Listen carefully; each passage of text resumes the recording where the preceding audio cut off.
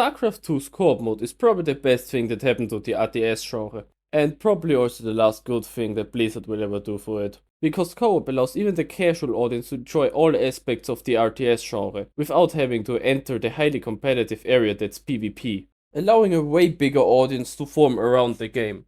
And now with the new RTS games Stormgate and Zero Space, which both include a co-op mode, I think you can really see how important this game mode really is. But when playing it in the new games, it just doesn't feel the same. And whenever I'm playing them, I just wanna go back to the co-op game mode from StarCraft.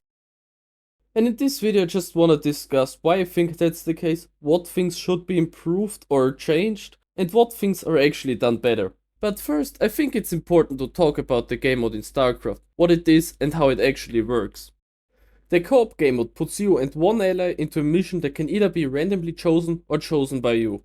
Every mission here has a different objective and sometimes even different level mechanics, making every mission feel unique. For example, in one mission you might have to kill Void Thrashers, while in another one you might have to collect a unique resource while avoiding a rising sea of lava.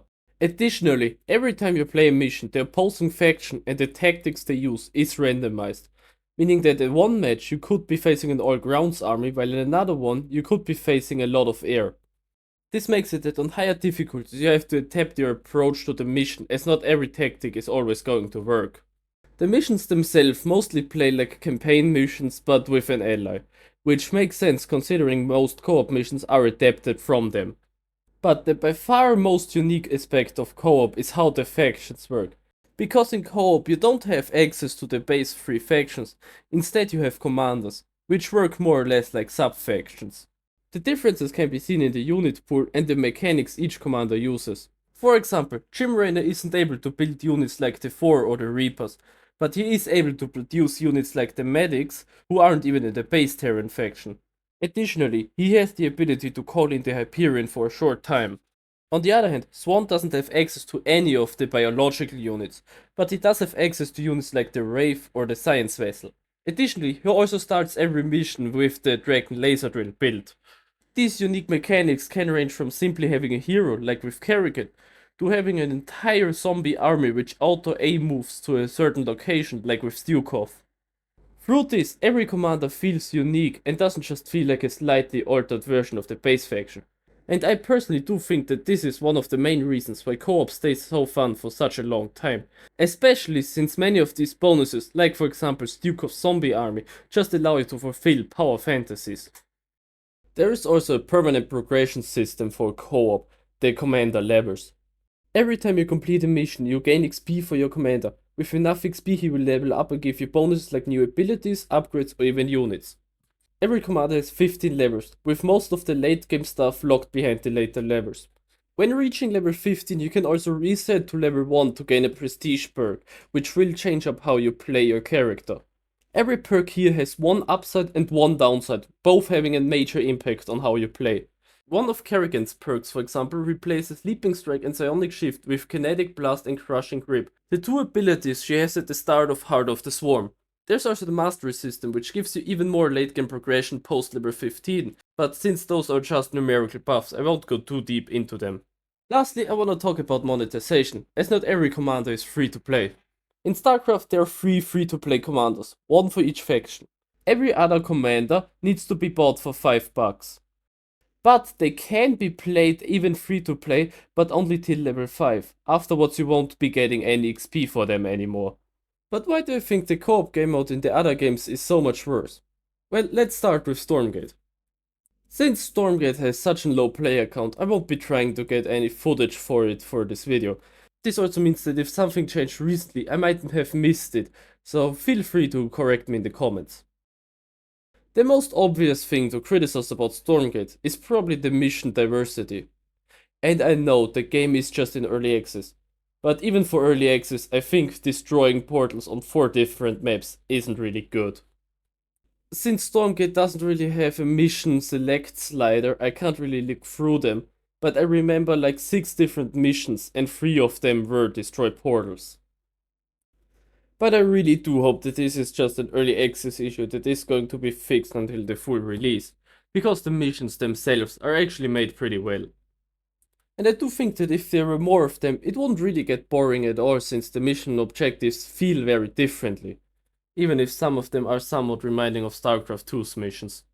But I think the bigger problem here are the commanders. While in StarCraft every commander felt unique, here they all feel somewhat samey. Because in Stormcraft the commanders aren't differentiated by unique mechanics, but by their heroes.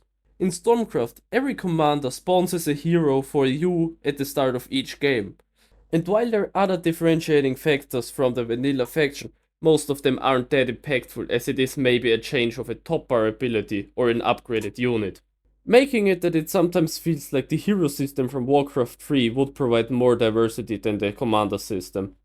Blockade, for example, gains access to the Emergency Sentry, Fortify, Paramedics, and Last Stand, but loses access to the Promote ability.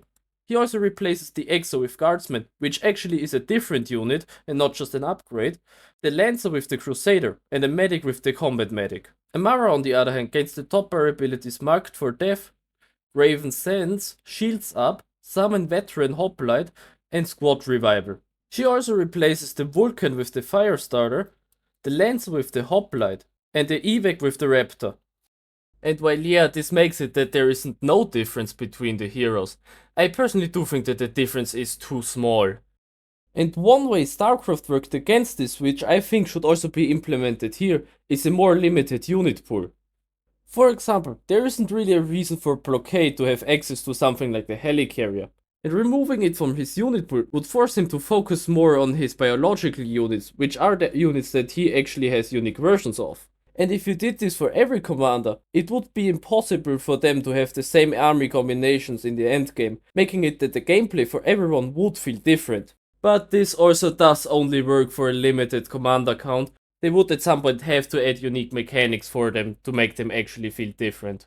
Even in terms of progression, Stormgate just lags compared to StarCraft. Stormgate, just like StarCraft, does have the level up system, but there's also a second system. They have the gear. Gear are items that can be equipped on commanders to give them some buffs, kinda like the masteries in StarCraft. But compared to masteries, they aren't unlocked post level 20, but instead through the normal leveling process. You can equip 3 different gears on the commander, at least if you have unlocked all the slots with the leveling process. While this does allow you to min-max your playstyle, since the gear effects aren't that important, it doesn't really give you a lot of variety in how you play with a character. Additionally, the level ups themselves aren't that interesting either, since 12 of the 20 level ups are just gears or stat buffs for your hero. And the last thing I wanna point out here is that in Stormgate there's only one commander that is available for free. While in StarCraft there was one for every faction, meaning that if you just wanted to play a different faction, you would have to buy a different commander in Stormgate. Which hurts especially since every commander here has double the price. But at least you can also play them till level 5 for free here. And lastly, there is Zero Space, which recently ran a little test, of which the co-op game mode was part of. But since some parts were largely unfinished, I can't criticize everything here. For example, the commander system here only had 3 commanders, one for each faction, so it is hard to determine how future ones are going to be. I personally just hope that they give them more unique mechanics or units, especially since the 3 that were already available were just more restricted versions of the base factions. Which, by the way, isn't a bad thing in and of itself, as the 3 basic commanders in StarCraft are also kinda similar in that regard. And I know they are technically the basic version of the campaign faction and not the regular faction, but in Zero Space the normal factions are already a bit more complicated than the base factions in StarCraft, so I think it still counts. But as for the things that are finished, I do have to say that the missions from Zero Space are actually pretty well made. All of the objectives are unique and play very different from one another. Additionally, most of them use unique assets or units, making it that not just the gameplay is unique, but also the atmosphere. The only real point of criticism that I do have for these missions is that some of them feel a bit long. I wouldn't say that they are too long, but I would say that they are on the edge of being too long. I also really think that the galactic war aspect of the entire co-op mode is going to be very interesting, but it's hard to say how it is going to play out. The one thing I can say is that I really love the planetary modifiers, and I hope that they will get more insane over time to keep the missions more fresh. With this, we are reaching the end of this video, but before ending it, I want to recap what I think are the most important points for a good co-op game. Number 1 being good mission design. This is, I think, the easiest point, as it is just adapting your campaign missions and having a lot of varied objectives on them. The second thing is having your commanders feel different from one another. This can be achieved by having a unique unit pool for each of them, making their armies feel different, or by giving them unique mechanics to play around. And lastly, there's having a good progression system for those commanders. Important here is that it lets you feel powerful, essentially that it lets you live in your power fantasy, and that it gives you different playstyles which focus on different parts of the commander's identity. With this, I hope you enjoyed the video. If you did, leave a like and subscribe, and bye!